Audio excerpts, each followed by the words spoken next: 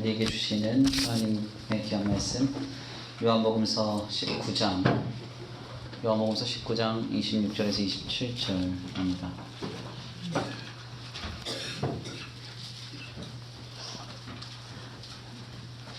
요한복음서 19장 26절에서 27절 함께 다같이 분독해 올려드립니다.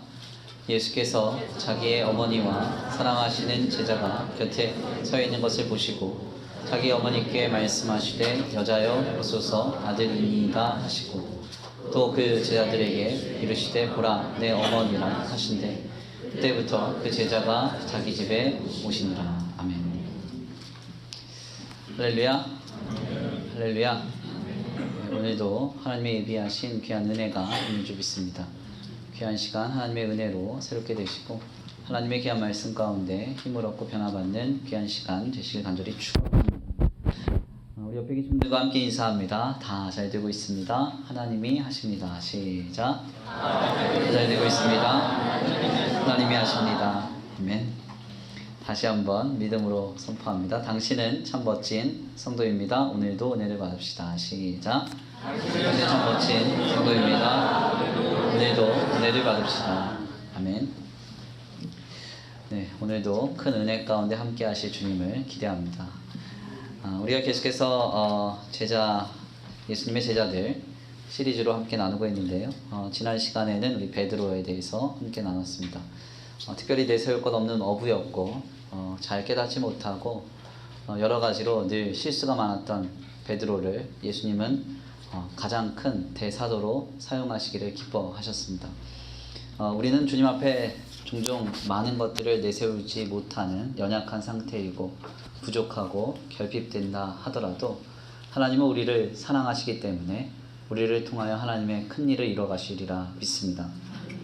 그래서 지금 현재의 자신을 보고 하나님은 나를 사용하실 만하지 못하다 이렇게 생각하기보다는 하나님께서 이런 나도 사용하시겠구나 하면서 늘 소망 얻고 기쁨으로 주님 앞에 나아갈 수 있는 저와 우리 성도들 모두가 되시길 간절히 축원합니다. 오늘은 제자 시리즈 두 번째 시간으로 요한에 대해서 나누겠습니다. 이 요한이라는 제자는 앞서 말씀드린 이 베드로와 필두를 이루면서 특별히 이 예수님의 제자들 중에서 가장 많은 분량을 차지하고 있는 제자 중 한 사람입니다. 특별히 주님이 굉장히 많이 사랑하셨다는 이 사람이 요한인데요.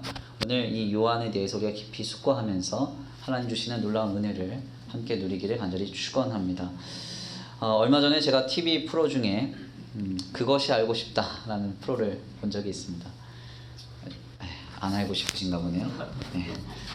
근데 이제 그 시사 프로를 좀 보다가요, 좀 흥미로운 주제 하나를 봤습니다. 그게 뭐냐면 오늘날에 이르러서 과학이 엄청나게 발달을 해서 특별히 이제 범인을 잡는 데 있어서 이 DNA를 통해서 수사하는 기법이 굉장히 많이 이렇게 발달되고 있는데 이 과학이 얼마나 발달을 했는지 요즘은 그 사람의 DNA를 통해서 그 사람이 가진 그러니까 성씨를 확인할 수가 있다는 것입니다.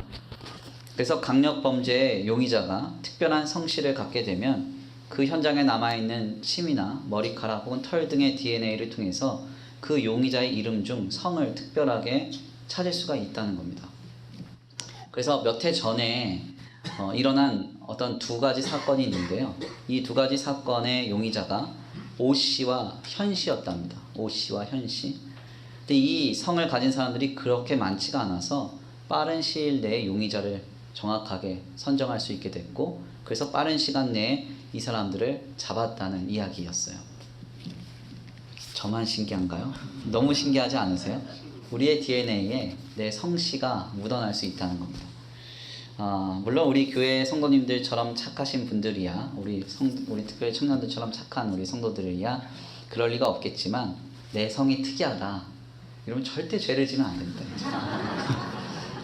바로 잡혀요. 시대가 그렇게 바뀌었습니다.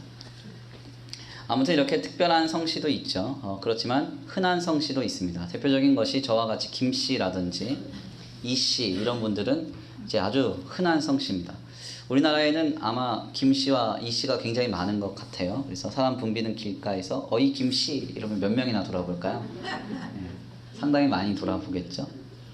이와 비슷하게는 서구권에 이제 흔한 이름이 있습니다. 제가 금요기도회 때 잠깐 말씀을 드렸는데 대표적인 이름이 존 혹은 잭이라는 이름과 그리고 메리, 크리스찬, 마이클 이런 이름이 많습니다.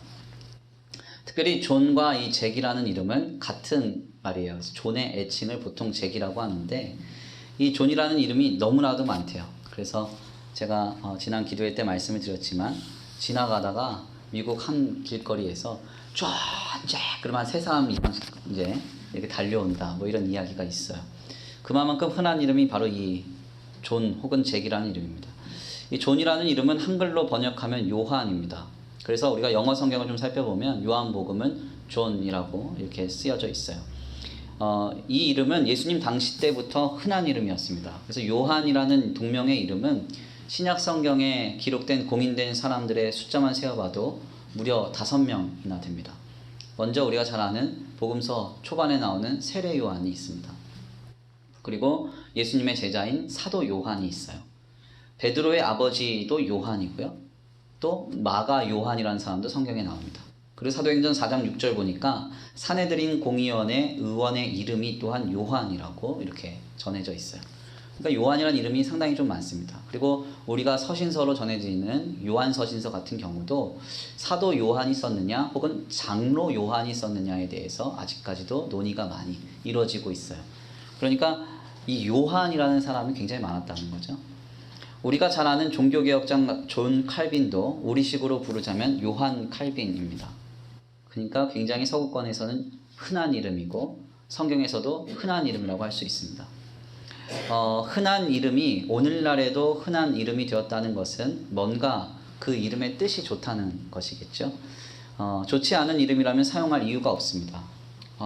이 요한이라는 이름은 축복의 이름이기 때문에 예수님 당시 때부터 계속 사용되어 왔던 것입니다.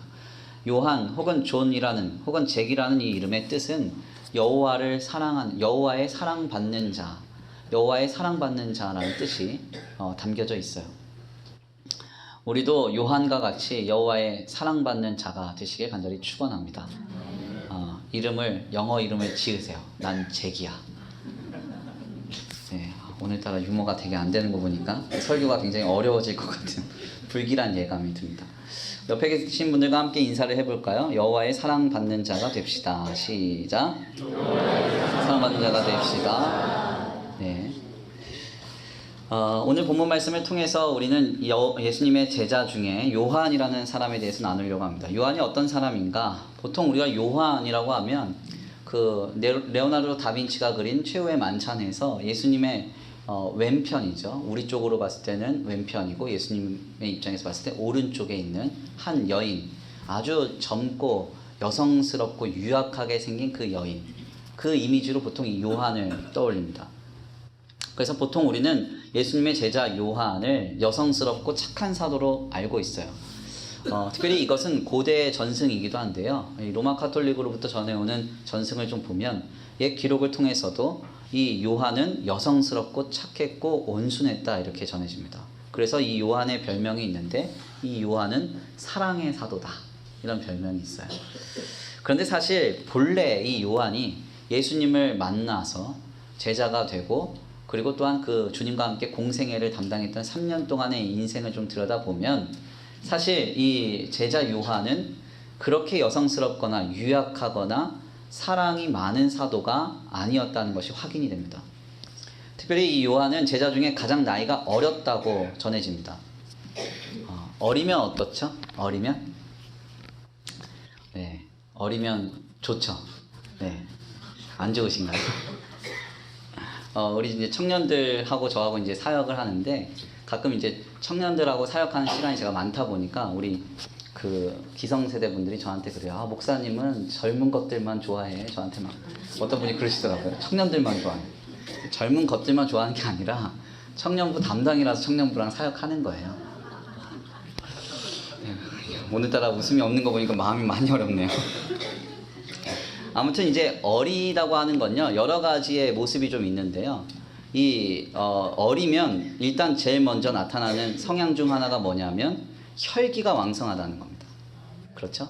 그래서 이렇게 한 성격을 하게 되죠. 아이들이 다. 한 고집이 있어요. 요한도 그랬습니다. 특별히 그는 그의 형 야고보와 같이 사마리아 사람들에 대해서 이야기할 때 이런 얘기를 해요. 예수님, 사마리아 사람들에게 불을 내려서 죽입시다. 이런 얘기를 합니다. 이게 이제 그 요한의 성격을 나타내는 거죠. 그러니까 요한이 불의를 못 참고요. 화가 나면 그냥 할 말 막 팍팍하고 혈기가 좀 있었던 사람입니다. 그래서 우레의 자식이라는 별명을 야고보와 함께 얻는데요. 그 바로 우레의 자식 중 한 사람이 바로 요한이에요. 그러니까 우리가 생각할 때 그냥 착하고 유약하고 온순한 사람이 요한이 아니었다는 겁니다. 더 나아가서 이 요한은 욕심도 좀 있었어요. 그의 형 야고보와 함께 예수님의 보좌에 오를 높은 자리를 요구했던 사람이 바로 요한입니다. 마가복음서 10장 37절 이하 말씀을 보니까 이런 얘기가 우리에게 전해져요. 세베대의 아들 야고보와 요한이 주께 나와 여짜오되 선생님이여 무엇이든지 우리의 구하는 바를 우리에게 하여 주시기를 원하옵나이다. 이르시되 너희에게 무엇을 하여 주기를 원하느냐 여짜오되 주의 영광 중에서 우리를 하나는 우편에 하나는 좌편에 앉게 하여 주옵소서. 이게 이제 야고보와 요한이 예수님께 요청했던 겁니다. 이 두 형제가 얼마나 욕심이 많아요? 둘 중에 하나만 예수님의 영광의 보좌 한쪽에 앉으면 되지. 야고보는 오른쪽에, 요한은 왼쪽에. 우리가 다 차지하게 하여 주옵소서. 네, 오늘따라 유머가 안 됩니다, 주님. 네, 이런 욕심이 많았던 사람이에요. 더 나아가서 이 요한은요, 나이가 어려서 그런지 속이 굉장히 좁았습니다. 마음이 편협했어요. 얼마나 편협했는가 하냐면 마가복음서 9장과 누가복음서 9장을 보면 누군가가 예수 그리스도의 이름으로 사람들을 고치기 시작했습니다. 병 고치는 사역, 신유 사역을 막 했어요. 그런데 이것을 금지시켰던 인물이 누구냐? 바로 요한입니다. 요한이 이걸 금지시키고요. 당당하게 예수님께 가서 뭐라고 얘기하냐면 내가 우리를 따르지 아니한 사람이 예수의 이름을 사용하기에 그것을 금하게 했습니다. 이렇게 담대하게 보고합니다. 그랬더니 예수님이 뭐라고 하세요? 금하지 말라 이렇게 얘기하시죠. 네. 성경을 안 읽어서 이게 통감이 안 되는 건가요? 네. 다들 못 알아들으시는 분위기인 것 같은데 왜 금했을까요? 왜 금했을까요? 가끔 저희도 이렇게 교회가 길가에 있다 보니까요. 가끔 이제 지나가는 한 행인들이 저희 교회에 와서 화장실에서 일 보고 나가시거든요. 그때 성도님들하고 마주치면 성도님들이 굉장히 불쾌해하세요. 저희가 뭔데 우리 화장실을 이용해? 약간 이런. 네. 왜 저 사람이 우리 화장실 이용해? 막 이러면서 저한테 와가지고 목사님 누구예요? 누구예요? 막 물어봐요. 누구긴 누구예요? 지나가는 사람이죠. 그죠? 그냥 지나가는 사람도 문 열려 있으니까 이제 화장실 사용한 거죠. 중요한 건 뭐냐면 예수님의 이름은 어떤 특정한 개인들의 소유가 아니죠. 아멘입니까? 하나님이 온 인류에게 허락하신 메시아의 이름이죠. 그렇기 때문에 그것은 주님을 믿는다고 하면 누구나 선포할 수 있는 것입니다. 그런데 요한은 그런 부분들에 있어서 우리를 따르지 않으니까 예수님의 이름을 사용하면 안 됩니다. 이렇게 얘기했던 거예요. 마치 기득권 세력이 텃세를 부리는 듯한 모습을 보게 됩니다. 요한은 이렇게 속이 좁고 편협한 사람이었어요. 정리를 하자면 요한은 본래 성격도 괴팍했고 혈기도 있었고 높은 자리를 탐내며 남을 시기하고 편협한 마음을 가진 사람이었습니다. 거기다가 제자들 중에서도 가장 나이가 어렸습니다. 그러니까 너무나도 부족했던 사람이 바로 요한이었다는 거예요. 우리가 생각했던 무언가를 많이 갖춘 예수님께 충분히 사랑받을 만한 제자의 모습이 아니었습니다. 그런데 놀랍게도 주님은 이 제자를 가장 사랑하셨대요. 그래서 요한복음서의 말씀을 보면요. 지속적으로 등장하는 요한에 대한 표현 중 하나가 뭐냐면 사랑하시는 그의 제자가 이런 표현입니다.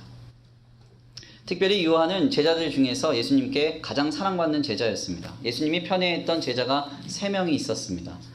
베드로와 요한과 그리고 야고보라는 3사람이 있었는데 이 3사람 중에서 주님은 놀랍게도 그를 사랑하신 제자라고 이렇게 언급해요.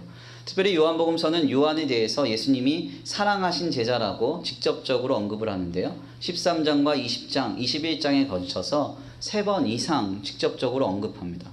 그리고 예수님의 부활 후의 내용을 보면 베드로가 요한을 시기하여 묻는 장면을 다루는데 요한복음 21장 20절의 말씀에서요. 이렇게 말합니다.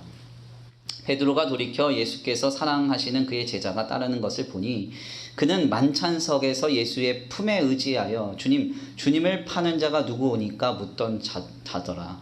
이에 베드로가 그를 보고 예수께 여짜오되 주여 이 사람은 어떻게 되겠사옵나이까.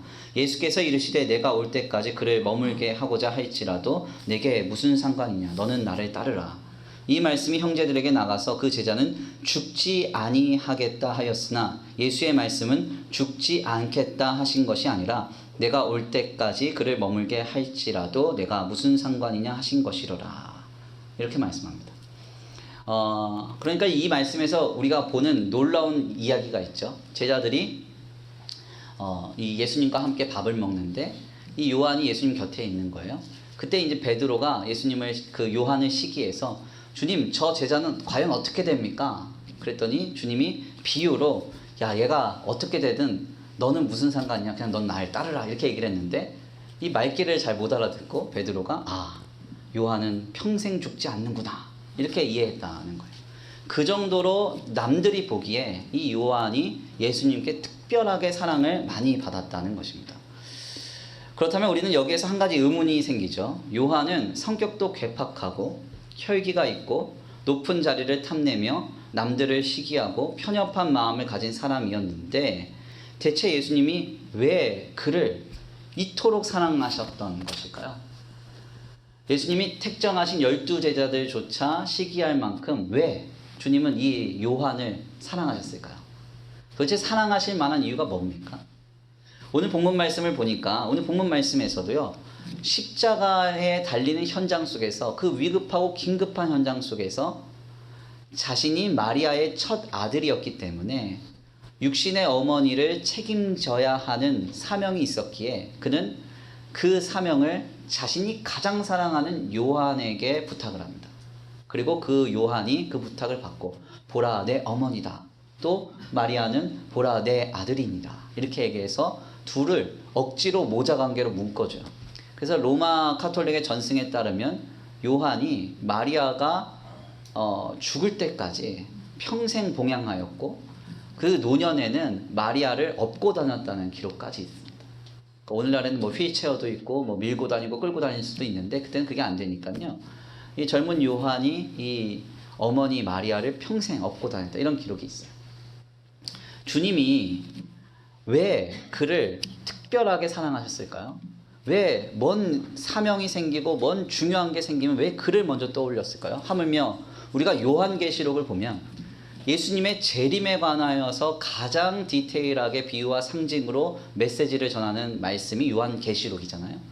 재림에 관한 환상과 재림에 대한 기사와 재림에 대한 메시지를 주님은 다른 제자들에게 주지 않고 요한에게만 줬어요. 그러니까 요한이 얼마나 하나님께 사랑을 받았는지, 예수님께 사랑받았는지가 여기서 확인이 되는 것이죠. 계속적으로 우리가 물을 질문이 있습니다. 요한이 도대체 뭘 그렇게 잘했기에, 뭘 그렇게 사랑받을 만했기에 주님이 이 요한에게 특별한 은혜를 주셨을까요? 제가 성경을 막 뒤져봤는데요. 답이 없습니다. 답이 없어요. 예수님한테 요한이 특별히 잘한 게 뭡니까? 찾아보니까 없습니다. 특별하게 요한이 예수님의 눈에 들 만큼 특별하게 잘했던 공생애의 기사는 성경에 전무해요. 우리는 여기에서 놀라운 한 가지를 깨닫게 되죠. 그게 무엇입니까? 하나님이 누군가를 사랑하시고 그에게 은혜를 베풀어 주실 때는 그가 사랑받을 만해서 은혜를 줄 만해서 주님이 특별하게 뭔가 마음에 들어서 그에게 잘하시는 게 아닙니다. 그에게 은혜를 베풀어 주시고 역사하시는 게 아니라는 거예요. 주님의 주권적 섭리 속에서 주님은 다만 그를 택하시는 거죠. 아멘입니까? 여기에서 아주 중요한 한 가지 우리는 깨닫는 은혜가 있습니다. 그게 뭔가 하냐면 우리는 부족해도 됩니다. 성격적인 결핍이 있어도 됩니다. 무엇이 중요해요? 하나님이 나를 붙들고 계시는 게 중요한 거예요. 하나님이 나를 붙들고 계신다고 한다면 내가 성격이 어떠하든 내가 얼마만큼 부족하든 연약하든 주님은 나를 만들어 가실 것입니다. 하나님의 아름다운 도구로 이루어 가실 거예요. 우리는 우리의 모습 그대로 나를 붙들고 계신 주님을 인식하고 그 주님을 뜨겁게 신앙하면 되는 것입니다. 오늘날 많은 교회와 그리고 많은 신앙 공동체에서 계속적으로 오해하고 있는 것이 바로 여기에 있어요. 우리는 특별하게 하나님께 사랑받을 만한 사람이 사랑받는다고 생각합니다. 그런데요, 이게 참 중요해요. 사랑받을 만한 사람이 사랑받으면 그 사람은 그걸 당연하게 여깁니다. 당연하게 여겨요. 제가 A 모 성도한테 너무 잘했어요. 너무 잘했더니 그 성도도 저한테 너무 잘해요. 당연한 거죠. 내가 잘했는데 못해? 이러면 승질 나잖아요. 아, 저만 그런가요? 안 그러세요? 내가 잘하면 상대도 잘하는 거예요. 그건 당연한 겁니다. 그런데 생각을 해보세요. 우리가 감격하고 감사한 것은 내가 저 사람에 대해서 아무것도 해주지 못하고 나는 늘 불편하게만 그를 대했는데 그가 어느 날 나한테 너무 많은 걸 베풀어 줄 때 어떤 감정이 있겠습니까? 감사가 터져 나오고 감격이 터져 나오고 기쁨이 터져 나오는 것이죠. 아멘입니까? 하나님과 우리와의 관계도 마찬가지입니다. 왜 수많은 종교개혁자들과 건전한 신학자들, 청교도들을 포함한 거의 대부분의 건전한 신학자들이 왜 그토록 우리의 죄의 비참과 우리의 그 한계를 계속 지적하느냐? 너 죄인이야. 너 잘못됐어. 너 이것밖에 안 돼. 정죄하고 판단하려고 그러냐? 그게 아니라 우리는 하나님 앞에 아무것도 내세울 것이 없는데 하나님이 너를 택정하셔서 은혜를 베풀어 주셨다. 이 사실을 강조하기 위함이에요. 너 죄인이야. 지금부터 회개해. 회개 안 하면 지옥 가. 너 이거 안 돼. 안 돼. 안 돼. 이 얘기하려고 그런 게 아닙니다. 성경을 보면요. 이와 같은 사례는 우리가 너무나도 많이 찾아볼 수 있습니다. 대표적인 예를 좀 살펴볼까요? 이삭이 리브가와 느즈마키 결혼을 했습니다. 그 성경적 나이로 40세예요. 40세면 이 나이가 많은 거죠. 요즘은 이제 40세에 결혼하신 분들도 계시기 때문에 좀 말씀이 좀 조심스럽지만 고대 근동 지방은 보통 이제 청소년기에 결혼을 하기 때문에 40에 결혼했다 이러면 이제 굉장히 이제 느지막히 결혼한 겁니다. 느지막히 결혼을 해서 아이도 좀 늦게 가졌어요. 그 하나님이 아주 한 20년 만에 아이를 주셨거든요. 그러니까 그 아이가 너무 귀한 거예요. 근데 쌍둥이가 들어섭니다. 네. 근데 쌍둥이가 들어서는데 놀랍게도요. 주님이 그 첫 번째 나왔던 에서보다 야곱을 더 사랑하셨대요. 나중에 나왔던. 네, 근데 이게 낳자마자 낳는 과정 속에서 선포되는 말씀입니다. 네. 큰 자보다 작은 자가 더 크겠다. 주님 그렇게 말씀하시거든요. 그러면 우리가 이런 생각을 해봐야죠. 그 태에서 하여간 둘이 엄청 싸운 거예요. 그런데 야곱은 맨날 맞아주고, 그쵸? 에서는 맨날 때리기만 한 거죠. 그래서 하나님이 보시다가 내가 작은 자한테는 복을 주고 큰 자한테 복 안 줘야 되겠다. 주님 그러셨겠죠. 이해가 잘 안 되셨나요? 애를 가져본 기억이 없어서 그런 게 아니라는 거죠. 그 태에서 죄를 지었으면 얼마나 죄를 지었겠습니까? 얼마나 선을 행했으면 얼마나 선을 행했어요. 그런데 하나님이 야곱을 더 사랑하셨다 이렇게 말해요. 솔로몬이 탄생했던 이야기는 제가 많이 들었습니다. 솔로몬이 밧세바와 간음 사건 이후에 첫 아이가 죽고 그 이후에 하나님이 주신 아들인데요. 다윗한테 주신 아들이에요.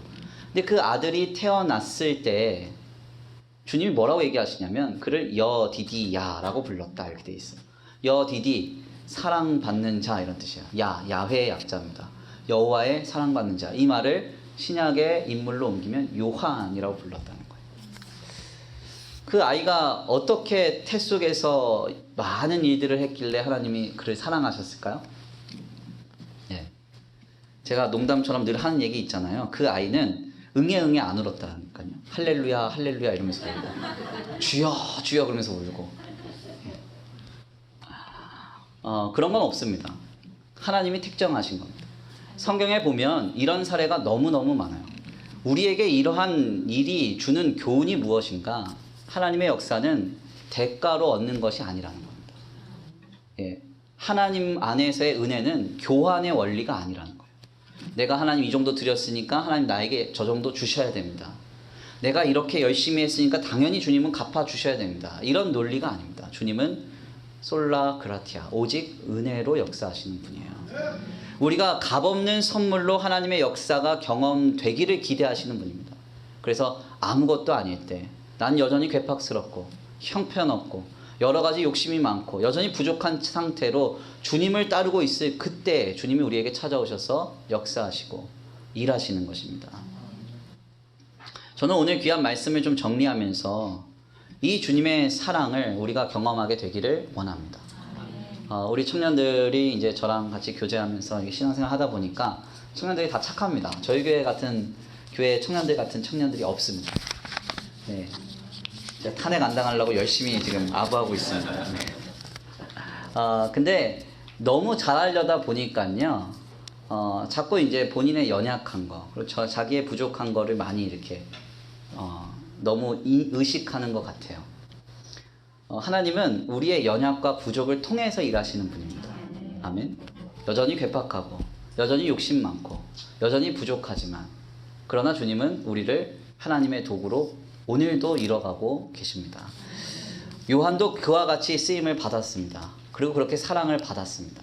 저는 오늘 우리 이 자리에 함께한 우리 청년들과 우리 성도들을 하나님이 요한과 같이 이뤄가실 줄 믿습니다. 우리의 모습 그대로 주님 앞에 나아갈 때 주님이 우리를 사랑으로 덮으사 하나님의 영광의 도구로 이뤄가실 줄 믿습니다. 그 역사의 주인공 되시기를 간절히 축원합니다. 우리 이 시간 다 같이 귀한 말씀 붙들고 함께 기도 올려드리겠는데요. 우리 찬양단 마지막으로 불렀던 찬송 하나님의 사랑을 우리 다 같이 이 시간 주님 앞에 고백합니다.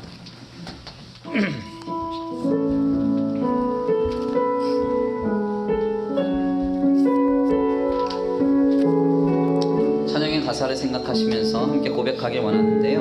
하나님, 그렇습니다. 우리는 요한과 같습니다.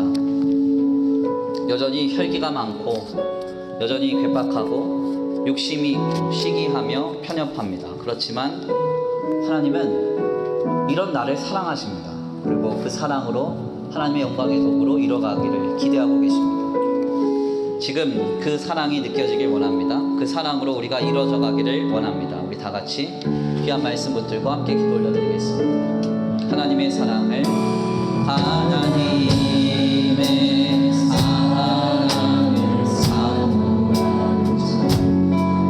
하나님의 평화를 바라보는 자 너의 모든 것 창조하신 우리 주님 너를 얼마나 사랑하시는지 하나님께 하나님의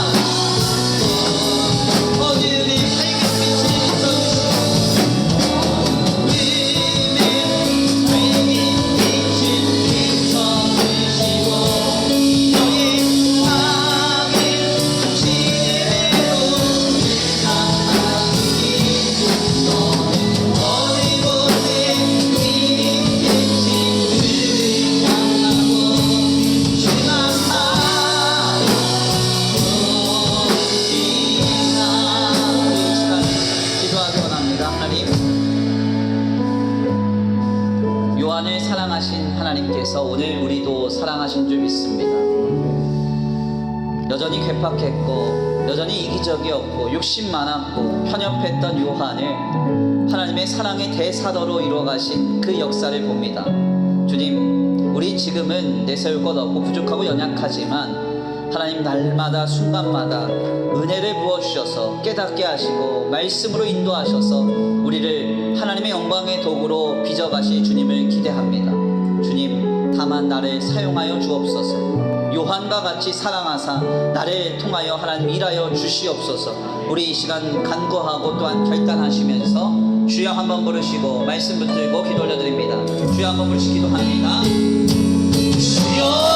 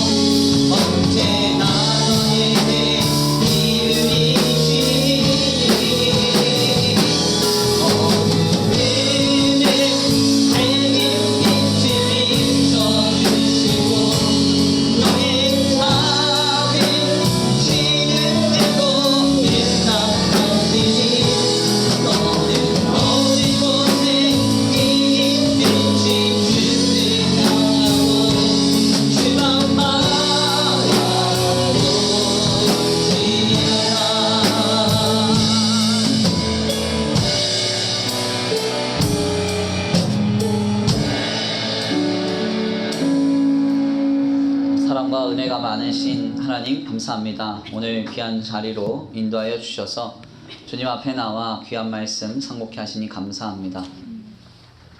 주님이 특별하게 사랑하셔서 특별한 사명을 주시고 주의 재림에 대한 메시지를 주시기까지 그를 사랑하신 이 요한은 하나님 보시기에 여전히 부족하고 여전히 연약한 한 사람이었습니다.